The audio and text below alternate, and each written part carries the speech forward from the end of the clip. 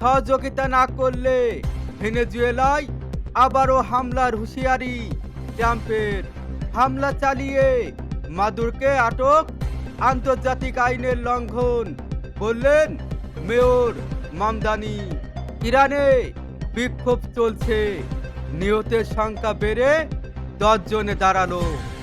ভাঙনের পথে ইয়েমেন, দক্ষিণ অঞ্চলে গণভোটের ঘোষণা। যুক্তরাষ্ট্রের ভাইস প্রেসিডেন্টের বাসভবনে হামলা।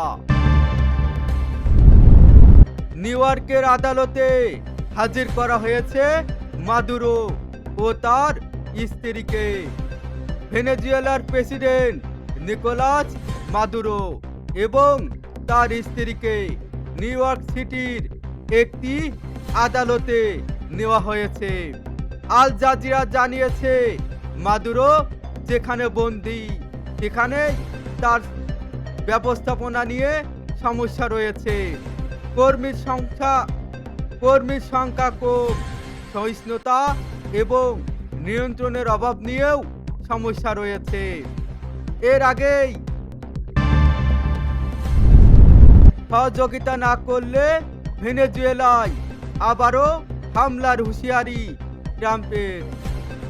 ভেনেজুয়েলার বর্তমান ভারপ্রাপ্ত প্রেসিডেন্ট দেলসি রুডিগুয়েলের বা তার নেতৃত্বাধীন সরকার যদি যুক্তরাষ্ট্রের বিরুদ্ধে অবস্থান নেই, তাহলে দেশটিতে আবারও সামরিক হামলা চালানো হতে পারে বলে হুমকি দিয়েছেন মার্কিন প্রেসিডেন্ট ট্রাম্প। একই সঙ্গে তিনি ইঙ্গিত দিয়েছেন সম্ভবত এই হামলার আগের চেয়েও আরো ভয়াবহ হতে পারে। হামলা চালিয়ে মাদুরোকে আটক, আন্তর্জাতিক আইনের লঙ্ঘন বললেন মেয়র মামদানি।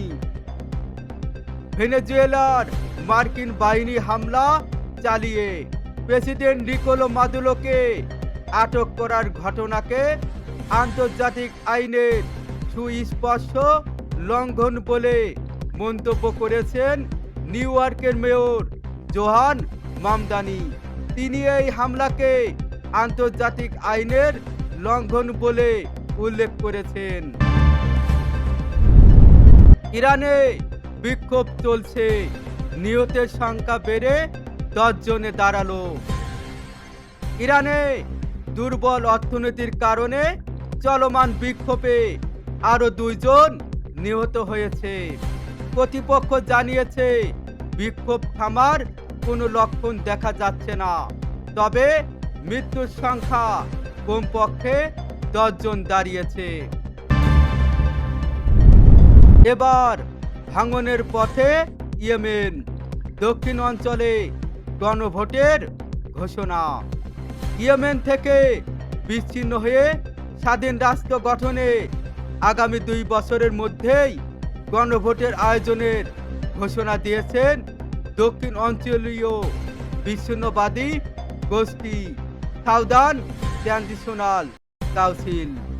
এই ঘোষণা এসেছে এমন এক সময় যখন গত মাসে এসটিসির দখলে যাওয়া অঞ্চল পুনরুদ্ধারে দক্ষিণ আরব সমর্থিত বাহিনী দক্ষিণ ইয়েমেনের সামরিক অভিযান চালিয়ে যাচ্ছে। ফলে দেশটির ভিতরে রাজনৈতিক ও সামরিক উত্তেজনা আরো গভীর হচ্ছে। এবার যুক্তরাষ্ট্রের ভাইস প্রেসিডেন্টের বাসভবনে হামলা। যুক্তরাষ্ট্রের হাইওয়ে অঙ্গরাজ্যের দেশটির ভাইস প্রেসিডেন্ট জেডি ভান্সের বাসভবনে হামলার ঘটনা ঘটেছে। তবে ঘটনাটি নির্দিষ্ট কোনো লক্ষ্যে হামলা কিনা তা খতিয়ে দেখছে আইন শৃঙ্খলা বাহিনীর তদন্ত শুরু করেছে। এই ঘটনায় সন্দেহভাজন এক ব্যক্তিকে আটক করা হয়েছে। গণমাধ্যমটির প্রতিবেদন বলা হয়েছে ঘটনার সময় ভ্যাস ও তার পরিবারের কেউ বাড়িতে উপস্থিত ছিলেন না। তবে এই ঘটনায় একজনকে আটক করে জিজ্ঞাসাবাদ করছে পুলিশ।